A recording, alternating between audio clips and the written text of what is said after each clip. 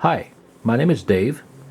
I'm an amateur radio operator, general class, and I'd like to do a brief review of the Icom 2300H 2-meter mobile radio. The radio is fairly small. You see it on my bench here. I've got a roll of electrical tape under it to prop the radio up so that the display is more visible.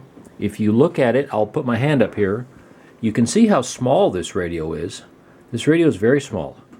I'm not going to go into a lot of the details and features of the radio because you can go to Icom's website and get their brochure and get a copy of the operating manual and find out exactly what it will do for yourself. But I'd like to touch on a few of the finer points, and perhaps seeing the radio on a video instead of just looking at photographs will help you decide if this is a radio that you want to purchase.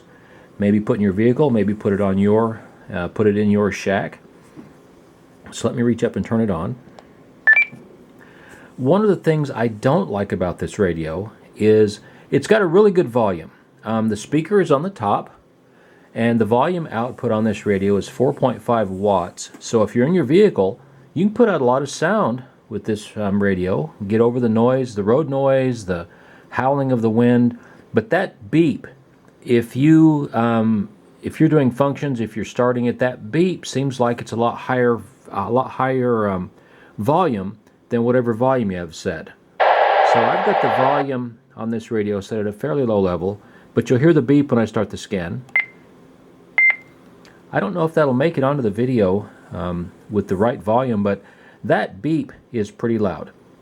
That's one of the handful of things I don't care about this radio, but this is a really good radio. I mean, this radio does what you want it to do.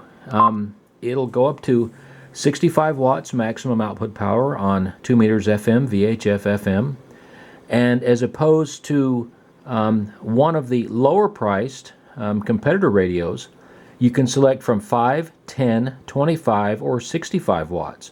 If you're running a Go kit or you're in your vehicle running on battery, it'd be a lot nicer to be able to select 5 or 10 watts as your low power as opposed to 25 minimum on one of the other competitor radios, and to save your power. A lot of these radios have multiple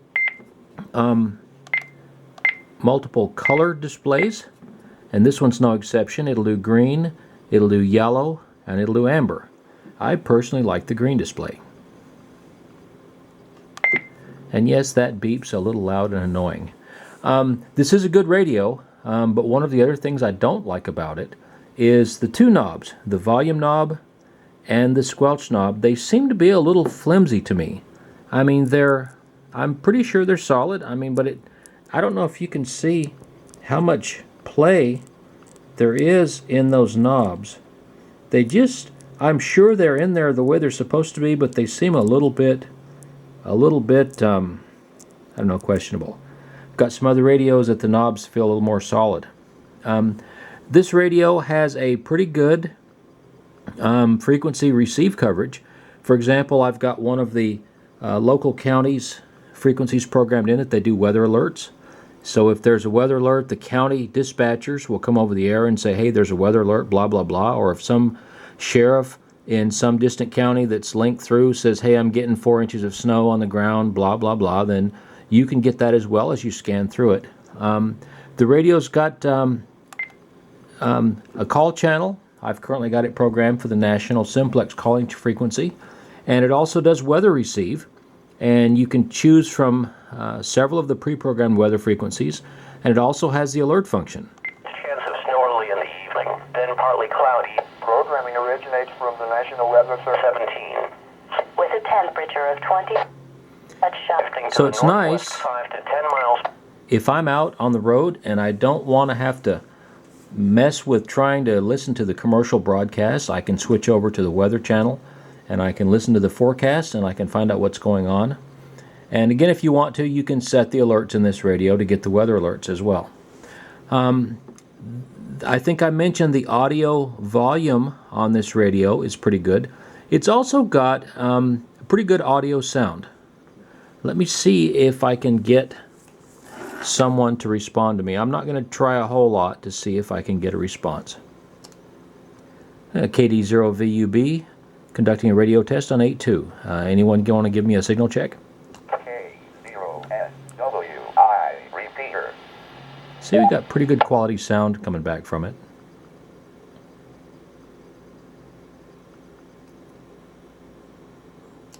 KD0VUB, nothing heard. Clear. Good evening. And I don't know if you noticed, the display is dimmed after a few seconds. It's got a display dimming function. And I've got it set to the lowest level in my vehicle so that at night I'll still be able to read the display without having it be too blinding. What else about this radio? I said it was small. I said the audio was good. I said you got good power and that you can easily select between 5, 10, 25, or 65 watts, which is the maximum.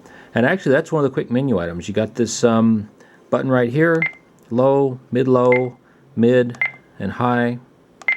And around town, if I'm close to the repeater, 5 to 10 watts tends to be more than adequate for me. One other thing about this radio is I honestly have not tried to program it from the radio. If you get the cable, the programming cable that Icom sells, they sell a version with a disc that's their programming disc. That their software is very similar to the Chirp software. The display is similar, and it makes this thing incredibly easy to program.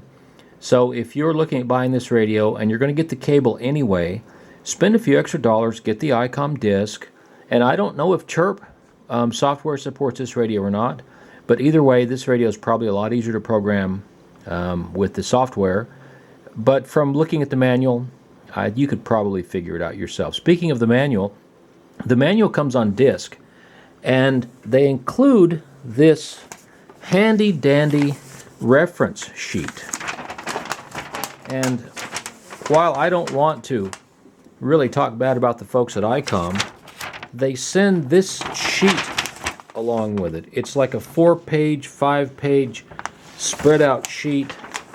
I guess if you were going to put this radio in a go kit, or you're going to go to field day or something like that, maybe you could toss this sheet in your kit and take it with you. But you may want to consider one of the aftermarket quick reference guides. But so anyway, on a scale of 1 to 10, I'd have to give this radio a 9. It's got a couple of minor things that I really don't care about, but it's a pretty good little radio. The cost is roughly less than $200 that I paid for it, and it gets the job done. It's got good audio. It's got a good clean signal. It does wide and narrow FM. If I had to recommend a radio to a friend or a relative, I would say the Icom 2300H is a pretty good value for your money. So hopefully that helped, and if you're thinking about this radio, I guess I would say that this is probably a pretty good choice. My name is Dave, KD0VUB. Good afternoon or good evening, and good radio.